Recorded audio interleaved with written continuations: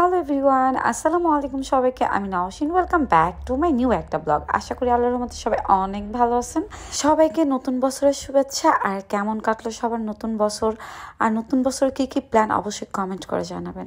আর এই বছর প্রথমবার মনে হলো যে আমার একটু আলহামদুলিল্লাহ ভালো গেল, কারণ হচ্ছে প্রথমবার ভাইয়ের বউ আমাকে হচ্ছে হ্যাপি নিউ ইয়ারের উইশ করছে। যদিও আসলে এই মনটা খুব খারাপ ছিল, খুব বেশি একটা ভালো যাচ্ছিল না, আর বলতেছিল যে কবে আসবেন আপু, কবে আসবেন। তো ফাইনালি চলে গেলাম ভাইয়ের বাসায়। পিচ্চি একটা ছেলে, বড় হয়ে গেছে, এখন বিয়ে করছে, বউ বাচ্চা হয়ে গেছে, বাচ্চার প্রোগ্রাম হলো। আর ভাইয়ের বউ যে এত লক্ষ্মী হয়, আমি যে একটু বদনাম করব তারও সুযোগ পাই নাই। সে আমার পছন্দের খাবার রান্না করছে, চিকেন খিচুড়ি, তারপর বেগুন ভাজি, ভর্তা, তারপর পিঠা বানাইছে আমার জন্য বিকালের নাস্তা। এই যে আমার ভাইয়ের মেয়ে, সবাই কিন্তু মাশাল্লাহ বলবেন, হ্যাঁ।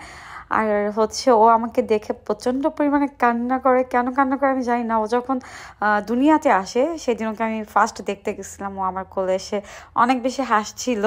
আমার খুব ভালো লাগছিল ওই দিনটা। তো এইবার যখন অনেকদিন পর বাসায় গেলাম, তারপরে কি আমাকে দেখে কান্না করছে। তো যাই হোক, ওদের রুমটা অনেক সুন্দরভাবে সাজানো। এই যে ভাই, ভাইয়ের বউ, তারপর হচ্ছে ভাইয়ের মেয়ে, আর হচ্ছে মিলন ভাইয়ের সাথে অনেক পিকচার।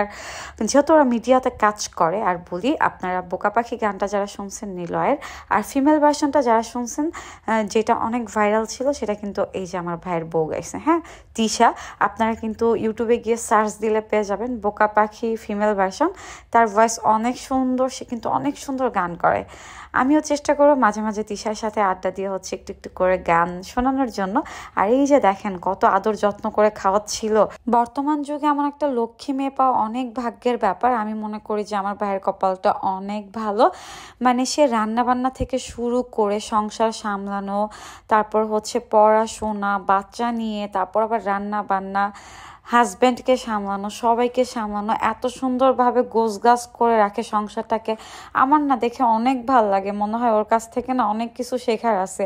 আর ও আমাকে অনেক বেশি ভয় পায়, যে হচ্ছে আপু আসতে বলবো বলে হচ্ছে আমি বলতে খুব ভয় পাই। আমি জানি না কেন ভয় পাই, যেহেতু আমি বড়, ভয় তো পেতেই হবে। চাইছিলাম ভাইয়ের বউর সাথে অনেক ঝগড়া করবো, খাবারের অনেক খুঁত ধরবো, কিন্তু কি আর করার, আমি খাবারের কোনো ভুল ধরতেই পারতেছিলাম না। সে এত মজা করে রান্না করছে, আমি মনে হয় পেট ভরে খাইছি। আর তারা হচ্ছে আমার জন্য রান্না বান্না করে ওয়েট করতেছিল আমি কখন আসবো। বাট আমার হচ্ছে ঘুমের ওষুধ খেয়ে ঘুমাই গেছিলাম। তারা অনেক টেনশন করতেছিল, আপুকে মনে হয় পাওয়া যাচ্ছে না, নির্ঘাত কিছু একটা করছে। আর আমি ঘুম থেকে উঠে দেখি আমার ফোনে তো কখনোই এত বেশি কল আসে না, এত কল মেসেজ। পরে আর কি বললাম যে আমি আসতেছি। তো যাই হোক গেলাম, আর বিকালবেলা খাওয়া দাওয়া করে এত পরিমাণ কুয়াশা, আর আমরা ভিডিও মেক করতেছিলাম। আর আমার খুব ইচ্ছা ছিল ভাইয়ের বউর সাথে অনেক বেশি ঝগড়াঝাটি করবো, বাট কোনোভাবেই হচ্ছে না। তারপর বললাম যে একটা গান শোনাও। তার গান তো খুবই সুন্দর, কি বলবো। যারা যারা হচ্ছে বোকা পাখি ফিমেল ভার্সনটা শুনছেন তারা তো শুনছেনই। আমি বললাম এই যে ফিমেল ভার্সনটা কিন্তু এই যে তিশার ভয়েসের। আপনারা কিন্তু ইউটিউবে গিয়ে সার্চ দিলেই হবে বোকা পাখি ফিমেল ভার্সনটা, আপনারা কিন্তু চাইলে শুনে আসতে পারবেন। আর এই দিক দিয়ে মেয়ে তো রাগ হয়ে যাচ্ছিল, শীতের মধ্যে কি করতেছে এগুলো রং ঢং। আলহামদুলিল্লাহ আমার কাছে এই দিনটা অনেক বেশি সুন্দর ছিল।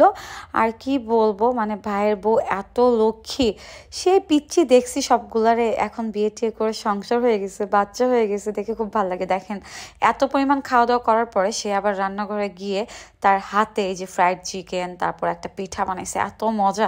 আমি তো খাইছি আবার ব্যাগ ভরে নিয়েও আস। তো এই ছিল 2025-এর নতুন বছরে আমার সুন্দর একটা মুহূর্ত। থ্যাংক ইউ তিশাকে আর ছোট ভাই হাসানকে এত সুন্দর একটা মুহূর্ত আমাকে উপহার দেওয়ার জন্য।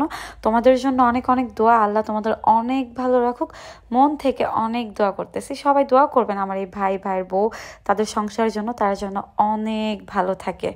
আজকের ভিডিও এ পর্যন্ত, সবাই ভালো থাকবেন, আল্লাহ হাফেজ সবাইকে।